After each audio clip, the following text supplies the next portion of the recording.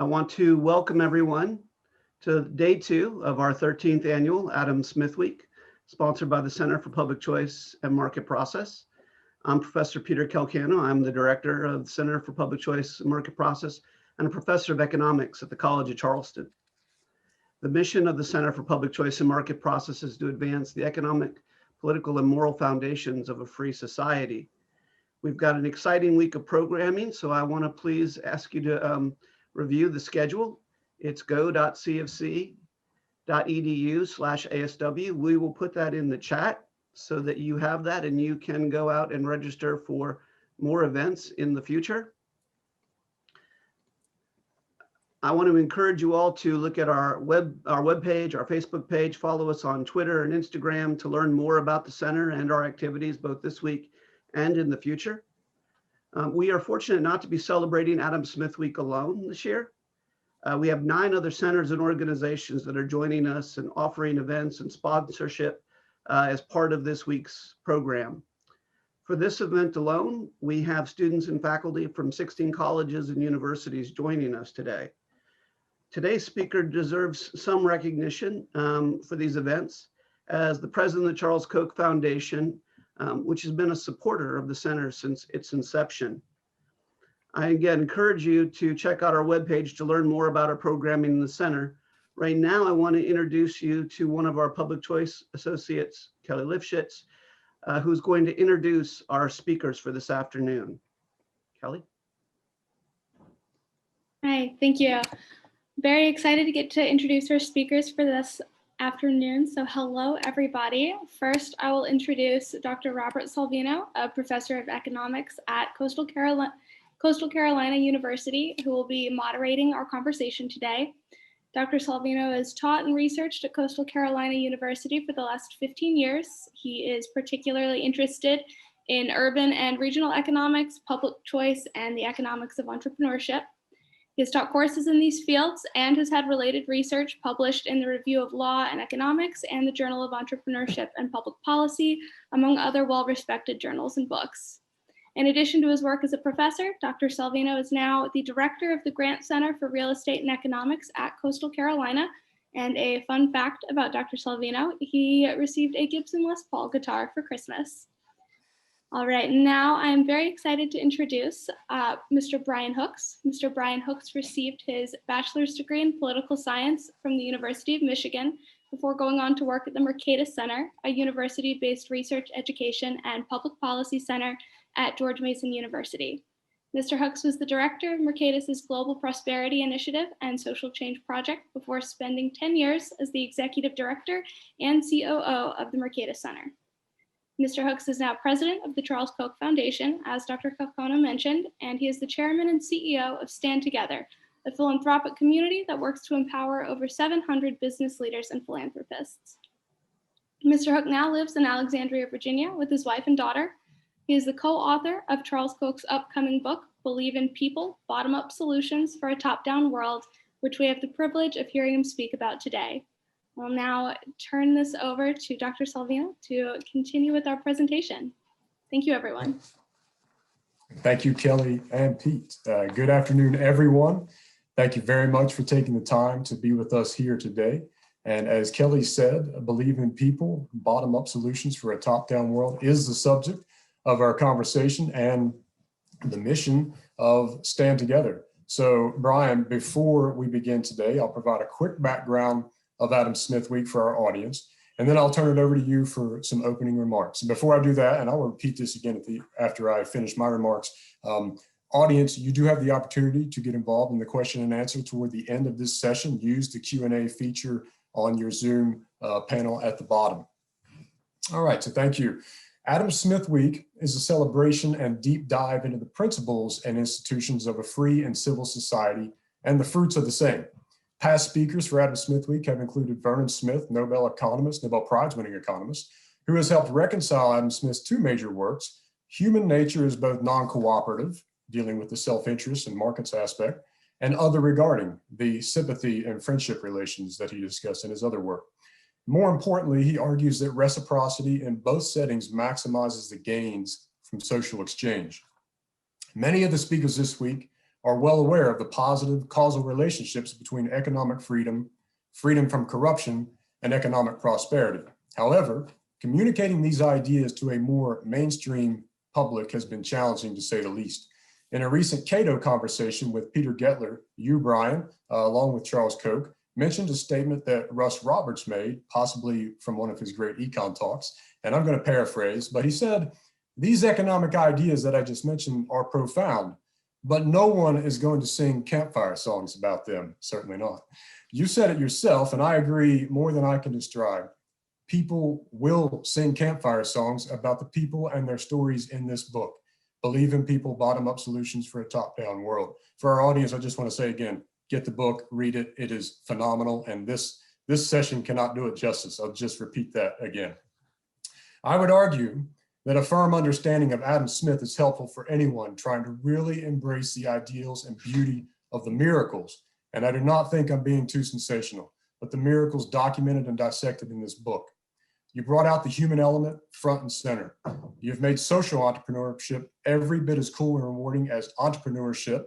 You've been recognized by 2021 Time 100 Next. Priscilla Chan wrote your piece, your bio piece. For those who don't know, that's Facebook's Mark Zuckerberg's wife. You work on prison reform with Stand Together, showing many people the power of these ideas when put into action. So quickly, let me thank everyone again for joining us. You'll have the opportunity, as I said before, to submit your questions for using the Q&A feature. Pete will help us moderate that. Brian, before we begin, I want to express again how fortunate we are and how thankful we are to have you here with us today. But before we dive into it, I'll turn it over to you for some opening remarks as well.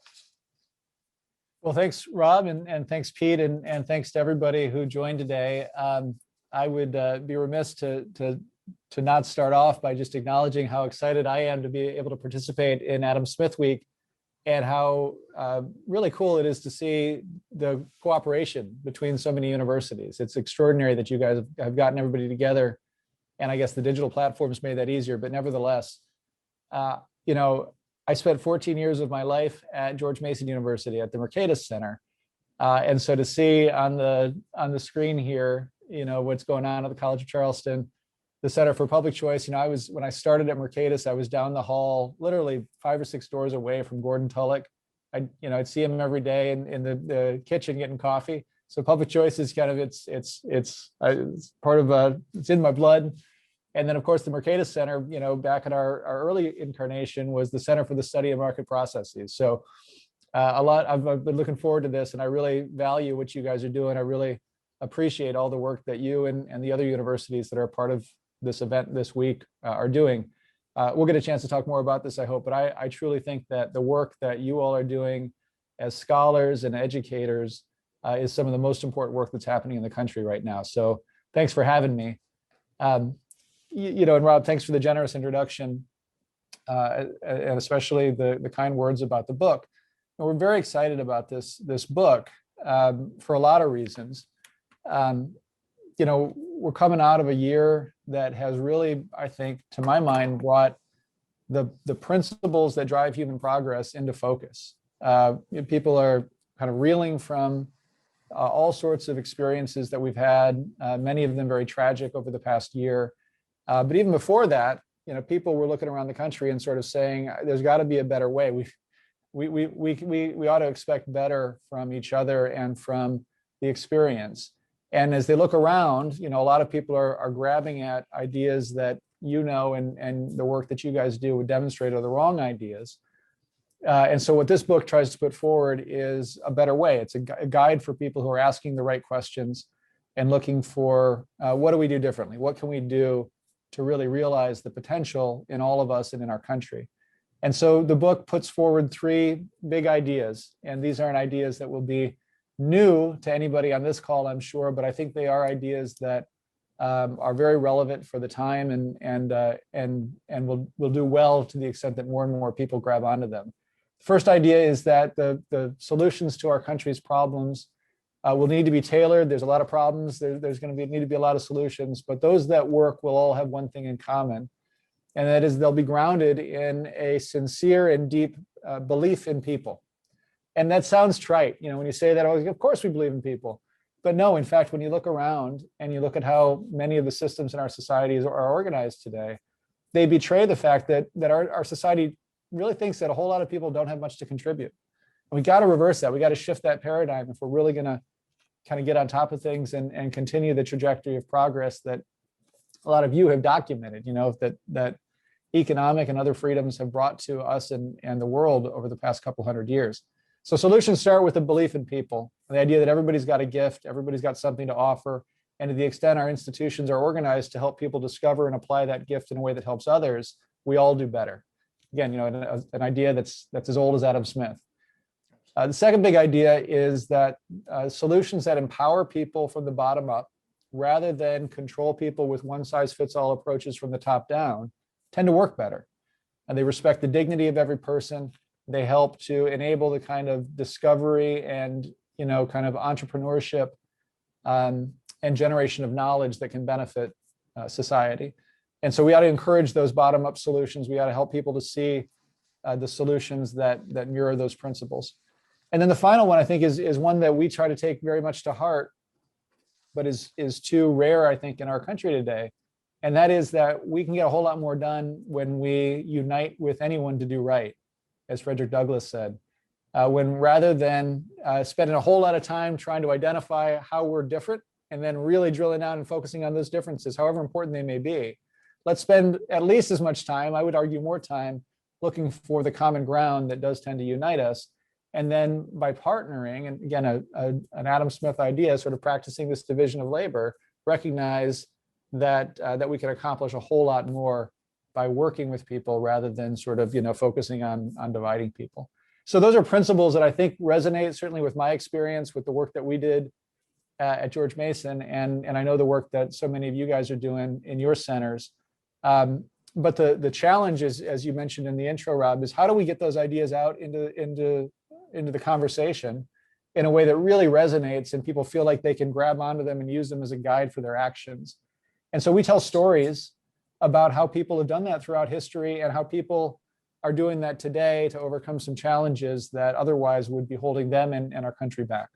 Right on. Yep, absolutely. And as you say these things, I mean, things that are just popping into my mind: spontaneous order, decentralization. And just this morning, I saw an email from Bastiat Society, and I remember speaking to them a long time ago down in Charleston about decentralization. And, I think about that, I almost laugh now, because certainly market-based management principles, which are based on these bottom-up approaches, when you say decentralization, a lot of people really have no idea what you're even talking about, certainly in the mainstream. And so you've really hit on how these ideas can be applied in practice, which is actually the basis of market-based management, which a previous book that Charles Koch did talked about market-based management. But I don't want to forget that is, these ideas in this book and these stories, they are unbelievable stories. But for those trying to understand how Adam Smith relates to this market-based management might be something that kind of reminds people. So I'll ask you a question. Some in our audience might be familiar with market-based management principles based on the principles of the market economy and their role and success at Koch Industries. But talk briefly about how Stand Together in particular equipped social entrepreneurs with MBM, market-based management, to grow their impact. Some of the stories show in the book. Sure. Yeah. Well, I mean, market-based management is a toolkit. It's a management philosophy, but it's based on the ideas and the principles that underpin a free and open society, right? And so it's a learning what's driven social progress throughout our history. And in the book, we try to document those lessons. We cite heavily from people like Deirdre McCloskey and others who will be familiar to this group in doing that. But if you understand what's driven progress in society, really this notion of liberation and empowerment, right? The more and more people that have been brought into a system of equal rights and been given the chance to apply their gifts in a way that benefits themselves by benefiting others. As our country has brought more and more people into that system of freedom, we've all benefited. And so the challenge then with market-based management is, well, how do you replicate that kind of success by applying those principles within a firm? And so, if you ask Charles, he'll tell you that is really what is primarily responsible for the growth and success of a company like Koch Industries over the past several decades. And so, as you say, we at Stand Together, we work with social entrepreneurs, people who are finding new and better ways to help others to overcome the barriers that are holding them back throughout all of the different areas of society. And one of the ways that we work with them is by coming alongside them to help them grow their organizations by applying those same principles that have been so effective in our society and in companies like Koch. So this is a really cool opportunity for us. So in the book, we tell stories about some of these social entrepreneurs. A guy like Scott Strode, for instance, who's just a phenomenal guy, a guy that I've gotten to know over the past 4 or 5 years. Scott started an organization called the Phoenix. And the Phoenix is a peer-to-peer addiction recovery organization that has effectiveness rates that are twice those of the best clinical programs. Most people that go into the Phoenix programs, they experience recovery over the long term. And they do it, Scott does it based on his own personal experience. Scott struggled with substance abuse disorder for about 10 years. And so he knows what it means to struggle, and he's applied some of what worked for him in empowering others to overcome these challenges. And so it's a wonderful program. It's a program that believes that just because people are struggling doesn't mean that they need to be written off. They've got a lot to offer. We just got to come alongside them and help them to realize their potential. So Scott knows how to deal with addiction in a way that we'll never know. And so it'd be ridiculous for us to come in and say, hey, Scott, you've been so successful at this. Let us tell you how to do your job differently, in supporting them, which sounds ridiculous, but it's the way a whole lot of philanthropy works. Sure. We don't tell Scott how to handle addiction, but one of the things that we can help Scott with is how do you scale the organization? So when we met Scott, he was in 7 cities. He'd been at it for about 10 years. And in the last 4 or 5 years, we've helped Scott to expand the Phoenix to about 50 cities. And he's now on track with a new expansion project to empower 2,500 chapters around the country to help about 1 million people through this program, which will make him one of, if not the largest addiction recovery programs in the country. Wow. Kind of change the whole paradigm for how we handle a challenge like addiction, not one that writes people off with things like methadone and others that says, hey, look, we'll help you get comfortable, but you don't have a lot to contribute. That's wrong. Right. Scott says, you got a lot to contribute. We think that we can help you to realize your potential. And through Stand Together and our work with them in bringing resources like market-based management into them, we're helping him to scale. And so that's a lot of fun. And we do that with all sorts of different organizations. So literally empower is one of your 3 precepts. And so empowering not only Scott, but also the people that Scott is trying to help. And You got it's it. a fantastic theme throughout. I'm also, as you're talking, I'm reminded of how one of your other precepts, unite, just bringing different people together. Just last night for Adam Smith Week, when Jonathan was speaking about safetyism on college campuses, and then at the end, he mentioned Van Jones. And Van Jones is another person mentioned in the book. I won't go too much into it, but it's just so interesting. I think it would be, just fantastic. There's so many people spring to mind that I could just see conversations happening with them and saying, let's think about the principles of the market economy and how these could possibly expand the impact that you're trying to have. And Van Jones' quote, I mean, it was a fantastic quote about really empowering people, right? He also has worked with your organization. I'll let you speak more if you like, but more specifically, I want to talk about another aspect. So we've got the three precepts of the book: the believe in people, unite with anyone to do good, and empower, right? But then also important 4 particular institutions that you're trying to impact, the institutions of society. And so I'll just list those for the audience, but then I'll let you speak on those. So we have community, education, business, and government. Can you elaborate on the paradigm and what roles these institutions play in society?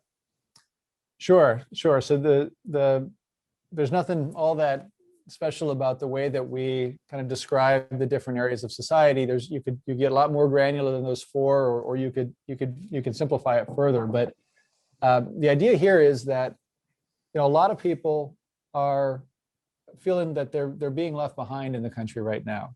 And there's a lot of ways to describe that, but the American dream seems like it's slipping away for a lot of people.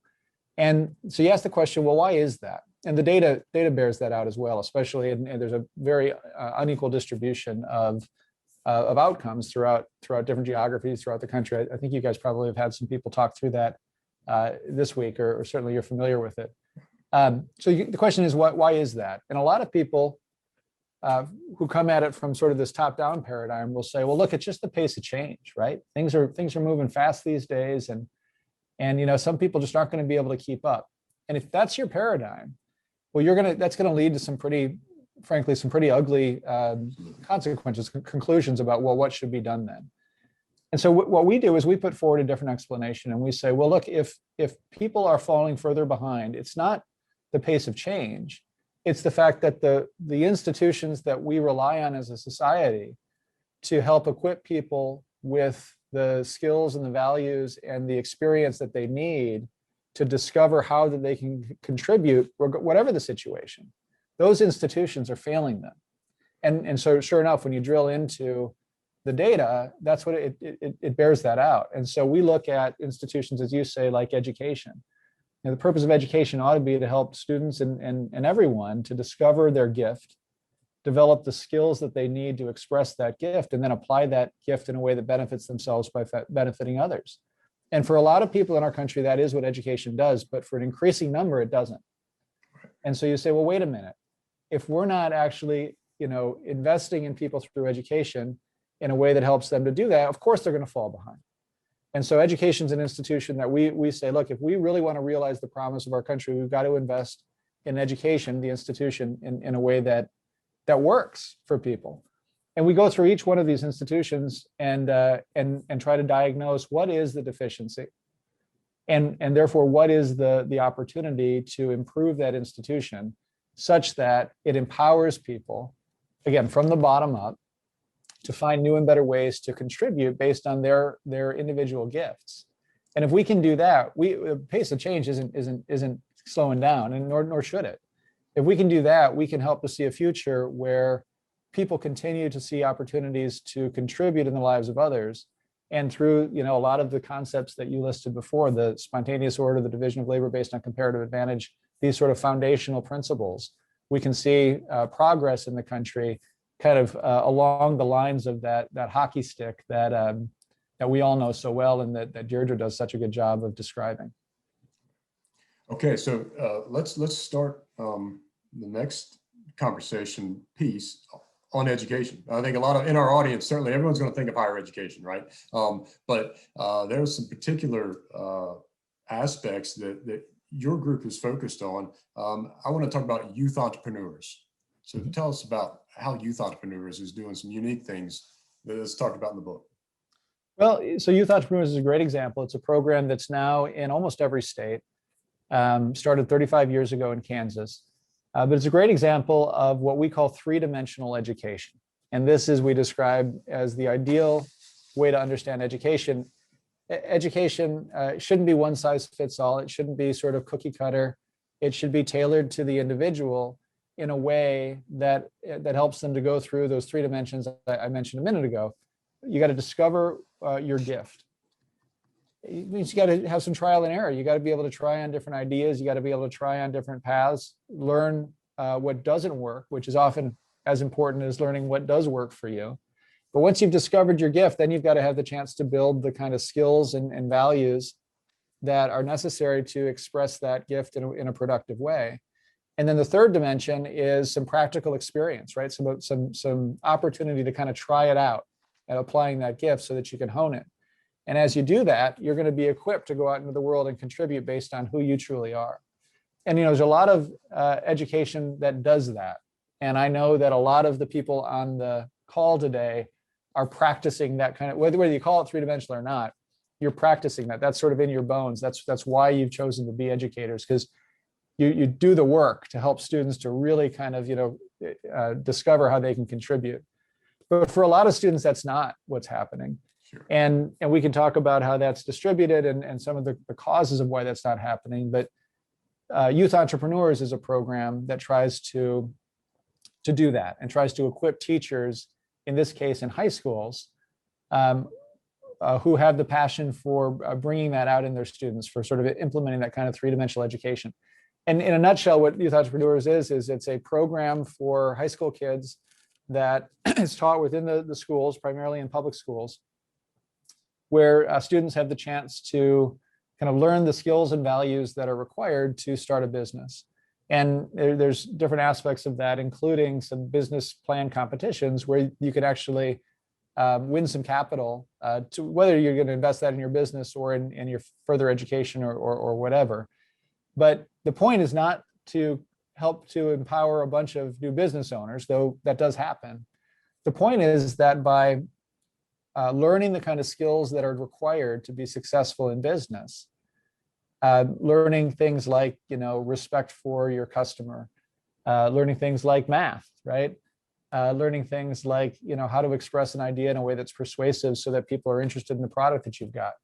All of those things are life skills that if they're taught in the abstract and they're just sort of, students are kind of sheep dipped into those lessons, a very small percentage of students come out having gained that kind of practical knowledge that'll be valuable to them. But if you do it through a program like Youth Entrepreneurs, and there's lots of other programs that take this approach, you see extraordinary success. You see students who are failing because they were just disinterested, right, in the one-size-fits-all approach to schooling. They turn into your top students, and we tell some of those stories in the book. The most recent data that I've seen on this is that something like 70% of high school seniors report that they're completely disengaged from their studies. Right. And that is a number that rapidly declines from elementary school in terms of the engagement. If you're completely disengaged, there's no way you're going to get on that path of three-dimensional education. And so what we put forward in the book is that we need a paradigm shift away from the student is there to sort of go through the school to we need an individualized educational experience for every student.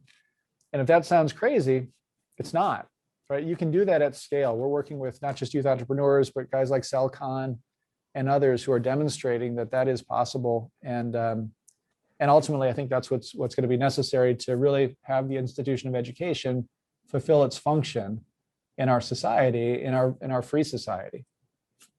Absolutely. Yeah. And so I think one of the great things about the book is it does show, as you read through these, that the institutions link so quickly and they're so closely related and important to consider it that way. Anton Luckey is someone in the book that I would probably put in the community aspect of institution. But what you just said about find your gift, the book talks about the North Star and Frederick Douglass. Tell us a little bit about Anton Luckey and how that affects communities as an institution, the story there. Yeah, I mean, what the book really tries to put forward is a thick description of a classical liberal vision for what it means to live well with each other. And so each one of these institutions plays an important role. And the idea that the institution of community is critical. Again, it's not a new idea for us. I mean, you go back to the classical liberal scholars. This is central to the work that they do. I mean, this is Tocqueville for the 21st century, basically. And Anton is a wonderful story of what this looks like. Anton, I'm going to see him this weekend, actually, is a guy from South Dallas. He is one of the most extraordinary leaders I've ever met. And he spent the first 20 years of his life kind of going down the wrong path. Grew up in a very rough neighborhood, probably one of the roughest neighborhoods in the country. Started the Bloods gang in Dallas, which became the largest gang in the city, certainly one of the most violent, when he was about 14. Went to prison, and in prison, he had a transformational experience. And you can't make this stuff up. If you ask Anton how he actually sort of began to see a different path for himself, he read everything that he possibly could. Read everything in the prison library. And one of the books that he read was Plato's Republic. And he says the allegory of the cave really is what did it for him. He said he realized that he was in the cave and he wasn't seeing reality, he was seeing shadows. And so when he started to see the light, that he could apply his gifts not just to lead towards violence, but to lead people towards a better way. He had the choice. He could just kind of go off and realize a better way for himself, or he could go back into the cave and pull those out who were left there. And that's what he's dedicated his life to do now. He's a big part of a group called Urban Specialists that works with kids and former gang members to chart a better course, help them to develop their gifts in a way that benefits others. Anton's a social entrepreneur, and he's having an outsized impact by practicing the principles of classical liberalism of human progress in a way that is making his life a whole lot more fulfilling for himself and more productive, but having a huge positive impact on society through building stronger communities. Absolutely. Yeah, and I do want to mention in the talk that you had on Cato with Charles probably last month, I think Charles mentioned that Anton, of all the business entities that Koch Industries had acquired, and all the executives that were part of those companies trying to learn market-based management, and I've gone through market-based management training at Koch Industries as well about 10 years ago. He said Anton Luckey learned it faster than anyone he had ever seen, right? Embraced the principles. And I think to your point, and classical liberalism's point, bottom up, spontaneous, not just spontaneous order, but no one would have picked Anton Luckey to be someone who would have been able to do what he's done and transform people for good, right? He probably would have been ignored, right? I mean, in the prison system, and this is something that also Stand Together has been fantastically successful in, is rehabilitating or reshaping the criminal justice system one piece at a time, but it's impacting communities, right? And certainly there is a strong link between how education is missing a lot of people and how that's impacting communities, right? There's another story in the book, and again, I just want to say to the audience, it is so hard to really just grasp these stories. How I guarantee you, I may be just an artsy fellow who likes to play guitar, but there are stories in this book. There, no question, you'll have to put it down and walk away because they really just strike your heart. There's no question about it. Cafe Momentum is another one that's similar to that, and Chad Hauser and what he's done with Cafe Momentum. If you can speak on that. Yeah, no, that's right. Chad's another guy that I'll see this weekend, headed down to Dallas. Yeah, I mean, these are examples of what it means to practice the principles of human progress. The notion that everybody's got a gift, and if our systems are designed to write people off, which so many of them are right now, we ought to expect people to kind of, become destructive. If we organize our society so that it only benefits a few, and it excludes people like those in the juvenile justice system who have made a mistake, pretty soon we're going to find out that it's pretty lonely, and we're going to miss out on the contributions of incredible people. And so what we argue for in the book is, as you know, Rob, is that we think that you need to transform society. You need a paradigm shift away from this sort of exclusion mindset towards one that includes many more and more people in the principles of a free and open society. And what Chad's doing at Cafe Momentum is incredible. And with with COVID hopefully going away, or at least making it so that we can interact again. If you ever get a chance to go to Dallas, eat at Cafe Momentum. Chad is a guy who was at the top of his game. He was one of the best chefs in Dallas. He had a ownership stake in a restaurant. He kind of caught the wave right when chefs became celebrities. And so he was on a great track. And he changed his life because he had an experience where he got to interact with some kids that were in the juvenile justice system. And he opened Cafe Momentum as a place for kids exiting the juvenile justice system in Dallas to come and to work for a year. He does a year-long fellowship with these kids. And these are kids that they enter the system, 50% of them will be back in jail within a year. The people who work in the juvenile justice system have a name for the kids that they oversee. They call them throwaway kids. think about that term. I mean, if you needed you couldn't invent a better term to describe that paradigm that writes people off. Throwaway kids. These are not throwaway kids. But the system basically puts up all sorts of barriers once they've gone in that makes it very difficult to succeed. And the stats bear that out. Kids that go into Chad's program, 85% of them never go back to prison, never go back to jail. And what does Chad do? He puts his arm around him and he says, hey, I believe in you. I don't know what your gift is, but we're going to work damn hard to find it. Right. And as you discover it, you're going to find new and better ways to apply it so that it's going to benefit you and benefit others. And that's what happens. And through a restaurant. And the coolest thing to me about Chad's story, I've eaten there a number of times. This isn't a place that you go and you say, well, I guess we're going to have to do some good and we'll have to kind of bear it, but we're going to take one for the team. This is one of the best restaurants in Dallas. Nice. So these kids are performing at the highest levels of their industry because somebody said, hey, we're going to treat you with dignity. And we're going to bring you into the opportunity to find your way to contribute in the lives of others. And again, I think this is a modern day version of what Adam Smith was writing about in both the Theory of Moral Sentiments and the Wealth of Nations. And you see these examples all across the country.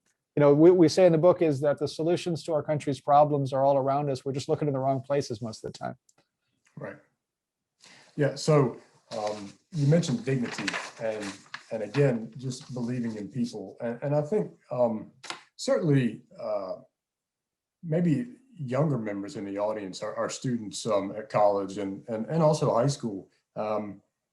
It might be surprising that it is so difficult for nonprofits in particular to go out and actually make a real positive and significant impact and really impact a lot of people. And I think that's something, empowering these organizations. And again, not knowing where these great ideas are coming from is part of the magic of certainly of classical liberalism. But stand together, reaching out and helping these organizations along.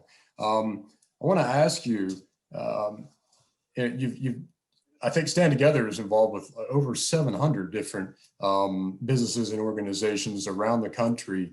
Can you tell us, what are you seeing right now, a particular opportunity that interests you that Stand Together is really excited to be helping? Well, what we do is we work with organizations within each one of those key institutions. So about 300 different universities, a couple of hundred different community organizations, 700 business leaders, and then millions of public policy activists that are doing what they can to help support public policies that help to empower people to improve their lives. And when you put the combination of those together, it's very powerful, and you can make a real difference in terms of changing the conditions away from exclusion and towards empowerment and inclusion. And I think that's the answer to your question is to the extent that more and more people are recognizing that the biggest challenge in our country right now, I'll call it the crisis of liberalism, that I think is probably more dire today than certainly at any time in my life, is a recognition that the future of our country really is not going to be about left versus right. It's going to be about empowerment. Are we going to commit to the principles of a free and open society, the principles of human progress? Are we going to commit that our society is one that includes and empowers everyone to contribute versus one that bets on exclusion, top-down, one-size-fits-all control? Because we're seeing that being proposed from all different areas these days. Right. And those people like you guys that are really doing the hard work to answer the tough questions about what do we do, how do we apply these principles in a way that's productive. That's the opportunity. It's how do we continue to bring folks like you and others who are committed to that vision of a free and open society in a way that helps empower people. How do we help to connect you and bring the resources to you so that you can show people who are understandably frustrated with what's happening in the country today that there's a better way. And that's what we're dedicated to. All right, very good, very good. Yeah, and so certainly behind that is leaving behind this partisan approach, this dichotomy of there's good people up here and bad people down here, and instead seeing where we have similar aims and working together to try to solve problems of society. Yeah, you got it. And the more and more we put ourselves out there, and the more I think a lot of people are experiencing this, there's a real willingness. I mean, that's the cool thing that about my job is I get to meet people from all different parts of our society, and by far the majority of people, they want to help, they want to contribute. Not everybody knows how, but when they see an opportunity to do the right thing, more often than not, they're going to do that. Absolutely. Yep. So I'll just, I think we're getting close to time for Q&A.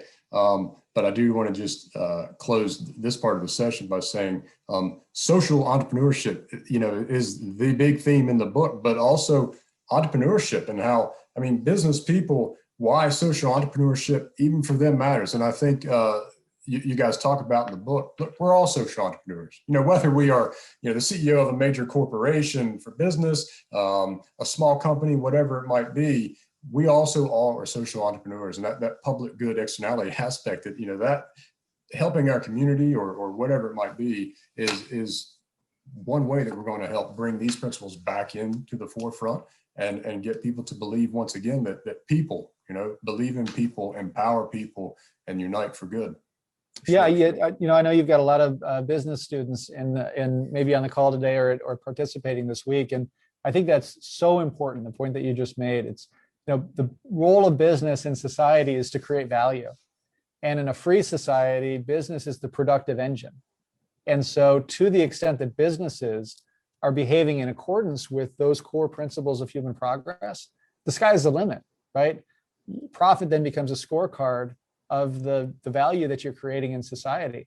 And that value chain is expansive, right? And so if you're organizing your business in a way that empowers your employees, man, they're going to have a great life, and they're also going to find new and better ways to contribute to your business. You're going to do even better than you would otherwise. Absolutely. And if we spend most of our waking hours at work, whatever our work is, and if our experience is at work in those waking hours is one that is consistent with these core principles, we're going to develop the habits of liberty, right? The habits of a free society. And those habits are going to spill over into our interaction with others.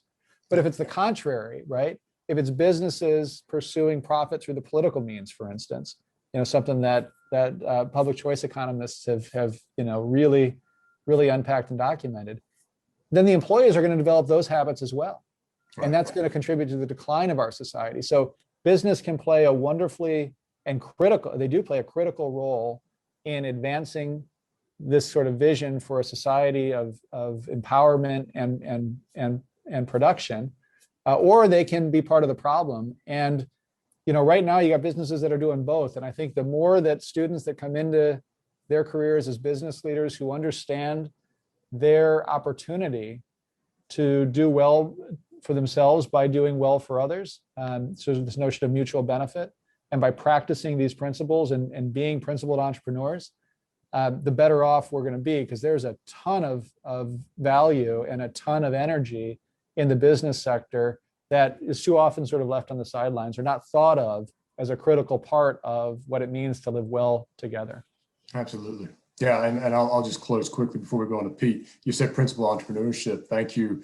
And yesterday, Michael Munger was talking exactly about what you just said, right? And quoted William Baumol in The Rules of the Game. And entrepreneurs will find ways to be entrepreneurial, and policy will set the rules of the game. So it's either going to be productive or unproductive, maybe even destructive. And I think if this deep dive, Adam Smith Week, what we're here for is to say, think about the moral purpose that we all have and how that adds value to us as people. And Anton Luckey is an example. He was an entrepreneur and he was doing other things, and somewhere a light just went off reading Plato, right? And so anyway, I could go on. This is Brian. Thank you again. I know we've got some questions in the hopper here, so I'm going to turn it over to Pete because I would probably just stumble over them. But, thank you again. Thanks, very Rob. much. That's great. Great to talk to you. You too.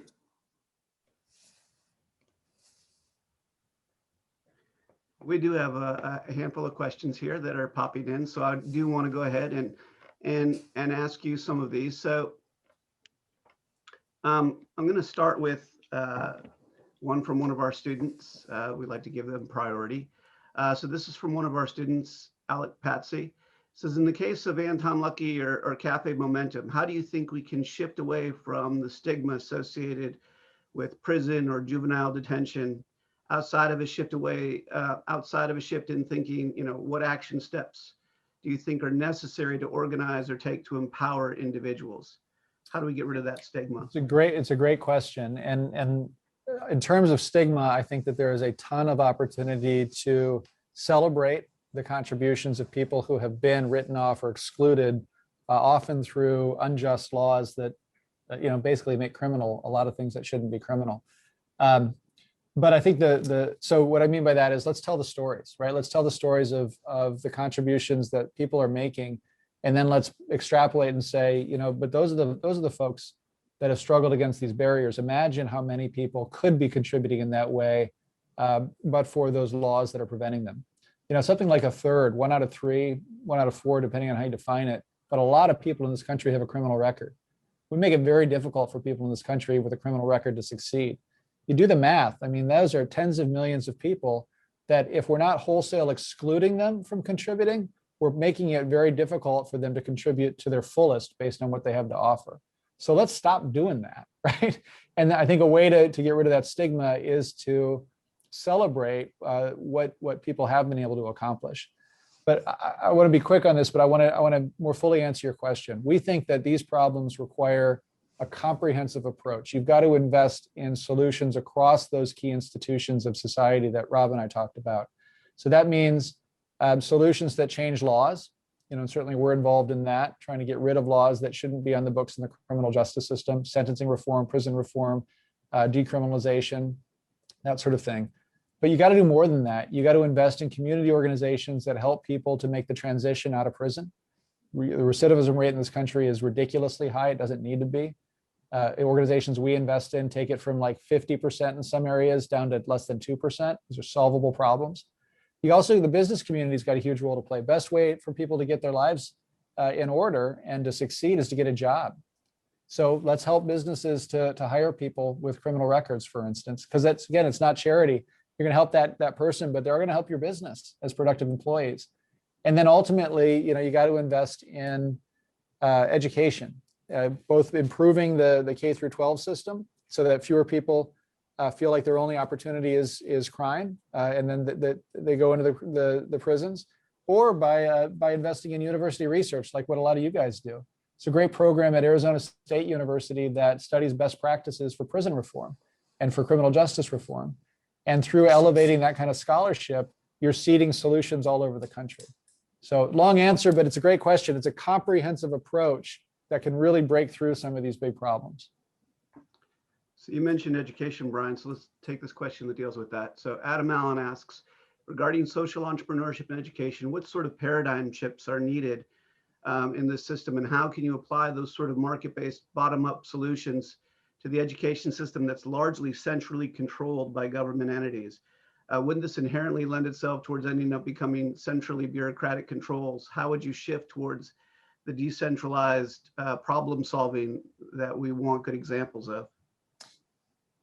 That's a tough one, right? I mean, I get in trouble saying this to a bunch of educators, but if you traveled back 1,000 years in time and you went into a university, it wouldn't look all that different from a lot of the places where you guys work. And you can't say that about a lot of aspects of our society. This is an institution, education, that is very ripe for productive disruption, right? There's got to be a better way, but there are a lot of barriers, public choice barriers to a large degree that lock the system in place.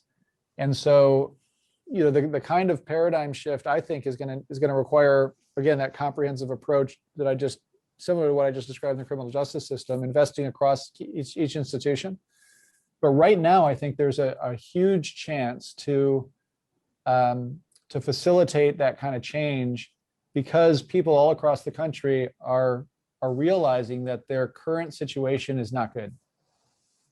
Right. And unfortunately, that's because of the COVID crisis. But there's a lot of parents that are paying attention now, that in a way that they hadn't before, because they're struggling to figure out what am I going to do, because my current options aren't open. And so supporting alternatives that challenge some of those barriers that tend to lock in of failing status quo, right? Challenging things like where kids go to school, right? Things like residential assignment that locks kids in bad schools, for instance. Well, Sal Khan's solution that we're supporting called schoolhouse.world, kids can go to school in a digital environment, which is not panacea, but it challenges where they go to school, challenging who can teach, right? Sal's platform empowers people who have mastered a skill but haven't necessarily achieved a credential, to pairs them up with cohorts of students, challenging what students learn, right? Let's give them options and let students and families choose, which way they want to learn a certain topic or a subject. And then challenging what counts to get into the next level of your life, whether that's college or a different path forward. Sal, again, just to use this one example, he's working with the University of Chicago to enable them to accept the mastery credentials that his platform gives students, rather than the typical sort of credits that come out of a traditional high school, say. That's one innovation, challenging those 4 barriers that have been so instrumental in locking in a system that just frankly isn't serving students very well. So I think there's a lot of opportunity to, again, productively disrupt a system that is ripe for improvement in a way that does take into consideration a lot of the barriers you're talking about, but doesn't rely on a top-down approach to do it. It's empowering people like Sal, those parents, those students from the bottom up. Can I add something on that, Pete? Sure, real quick, Rob, because we do have a lot. There is so pods, for example, the pandemic, of course, has blown open, as you said. I know there's someone in Arizona, a social entrepreneur, who is helping parents of 4 assemble pods, and he's taken this all over the United States. And that's easier to do in certain states than others. So in terms of policy reform, some states are very open to it, others are not so much. Yeah, that's but all. I'll give you a sense of the magnitude of change. There's 23 states that are considering reforms to the way that they administer their K-12 education systems right now. In a typical year, if you saw 2 or 3, that would be a pretty exciting year. There's a huge opportunity to make productive change to help empower students to do better that we haven't seen before.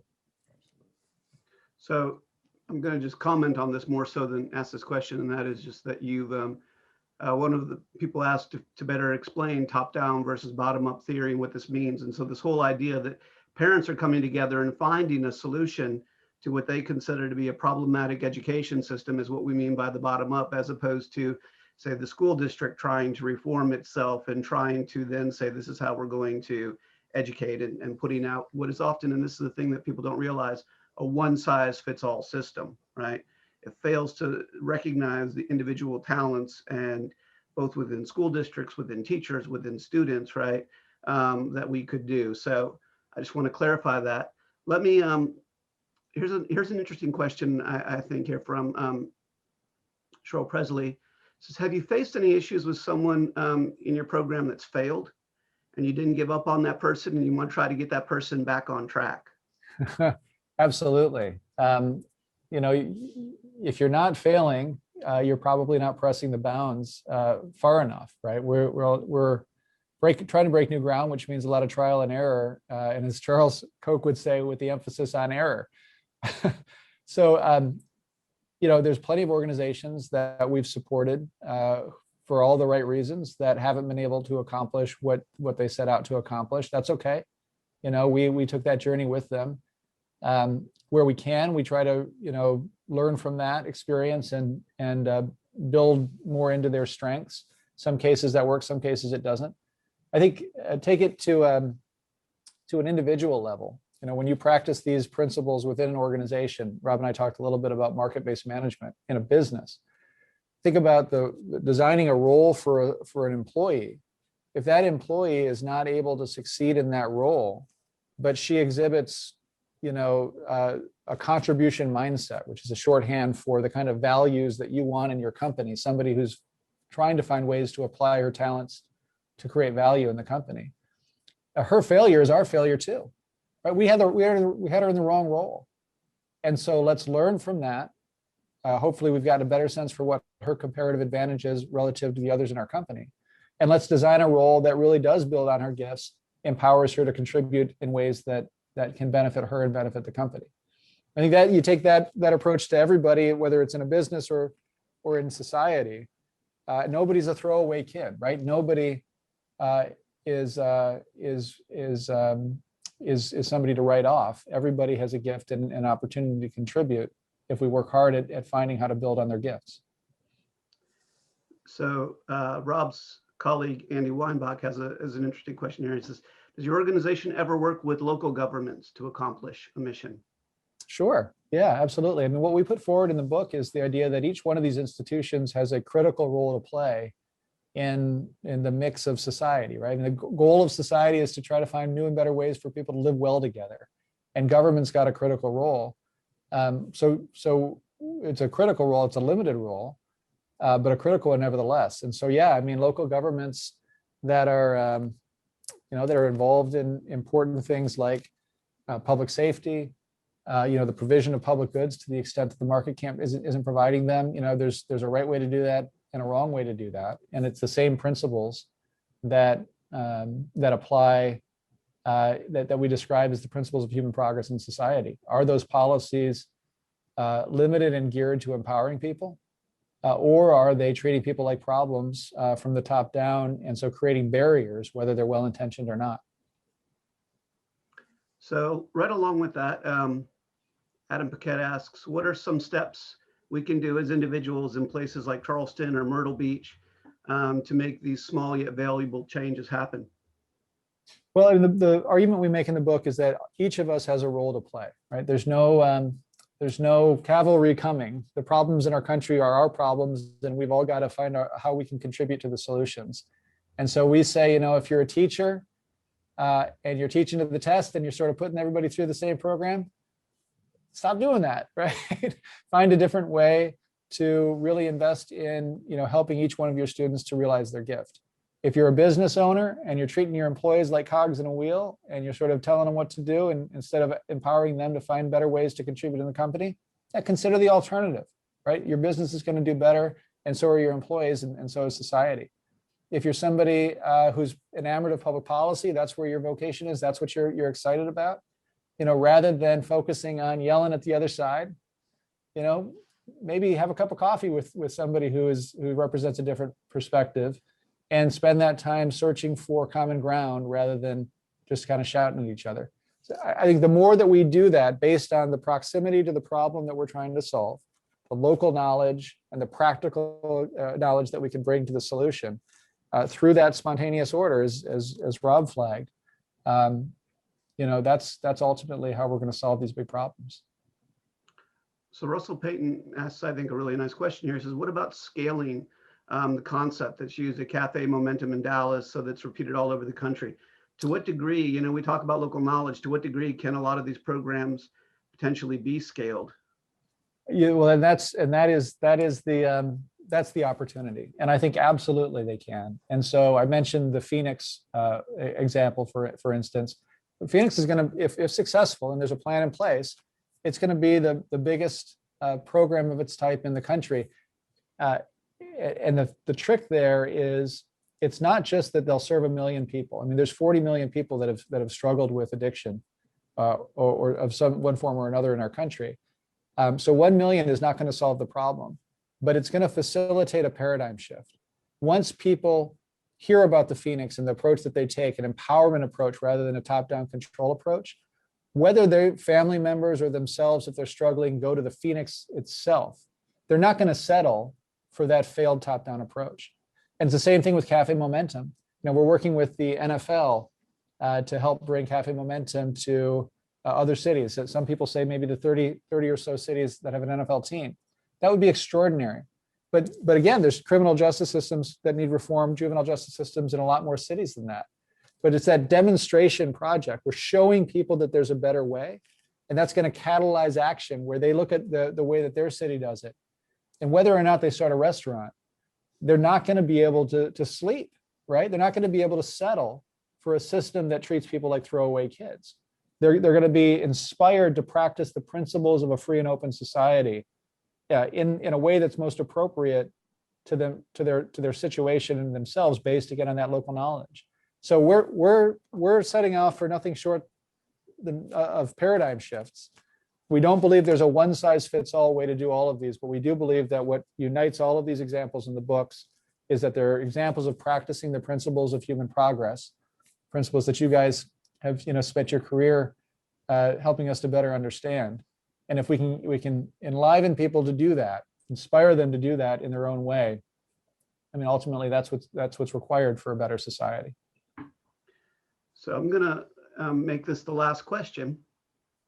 And it comes from one of our students, Emily Cook. What's your advice for us, the students, in a top-down world? How can we implement these bottom-up approaches on our campus lives and our future career paths?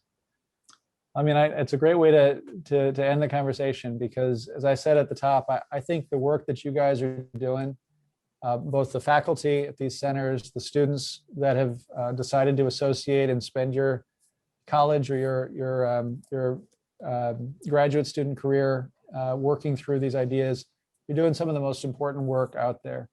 So I think the answer is do the right thing, right?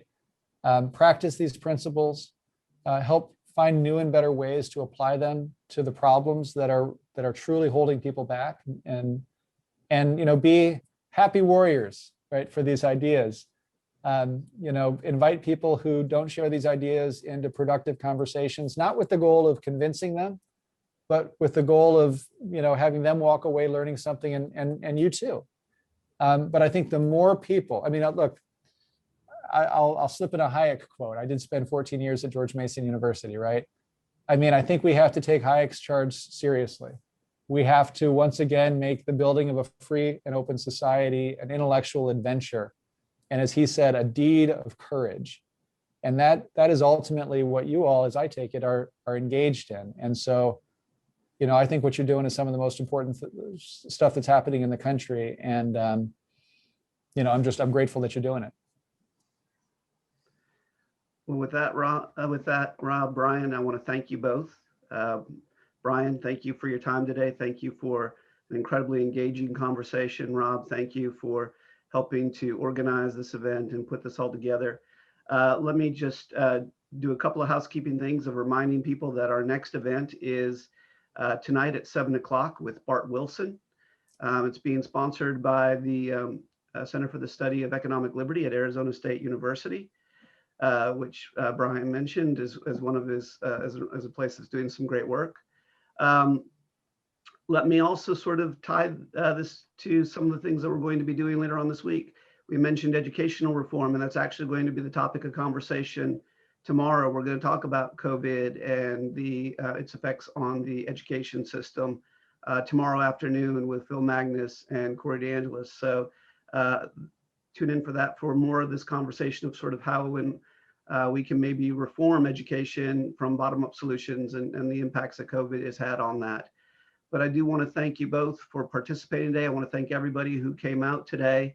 Again, you can find if you go to our webpage at go.cfc.edu, you can find the remaining schedule of events and still register for those. And I encourage you to do that. We're honored to have both of you participate today, and thank you again, Brian and Rob, for everything that you're doing, and Brian, for everything that you're doing with the Charles Koch Foundation and Stand Together. We appreciate that work and the work that you're doing.